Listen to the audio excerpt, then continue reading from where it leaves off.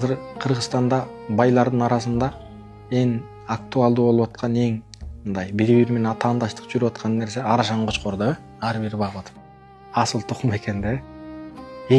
Менде 10 асыл тукум Арашан Кочкор бар деп сыймыктанга караганда, менде 2 балам бар, ыймандуу, намазын окуйт, илимдүү, могул жерде химия, астрономияны чачып койгон деп сыймыктанган жок.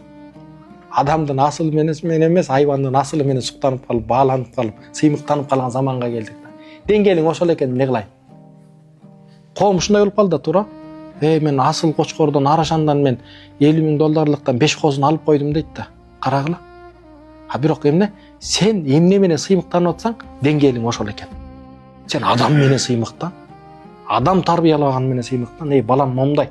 Бирөөсү мояк Сингапурда окуп атат, Америкада окуп атат, Европада, Малайзияда, Египетте, Саудияда могу жерге окутуп койдум.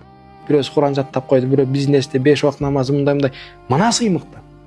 Анан куйругу мындай бир Кочкор алып коюм сыймыктан. Бул сыймыктана турган нерсе эмес.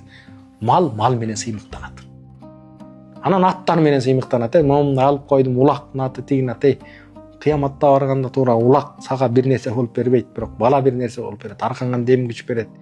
Анан бир аят, бир хадистеги баягы атты жакшы карагыла рызык ошо менен келет десе, ошого эле мамиле кылып калышты да.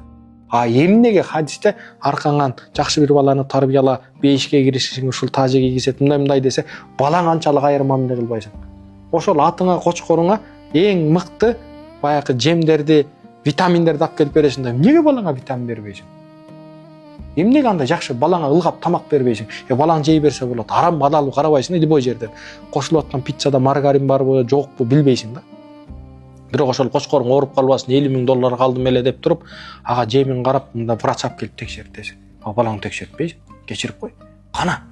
Эң өкүнүчтүүсү Кыргызстанда ушул болуп калды да. Демек адам ким болсо ошону баалайт.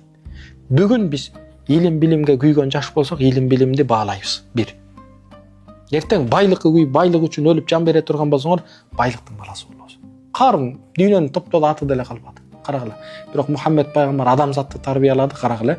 Адамзаттын түпкүрүндө сен мусулмандарды кой, ол христиандарың да кой этаң. Жана Бернар Шорлар келип шилекейле агып Мухаммед пайгамбар болгон проблеманы чечип коет эле жөн эле деп суктанып отурат.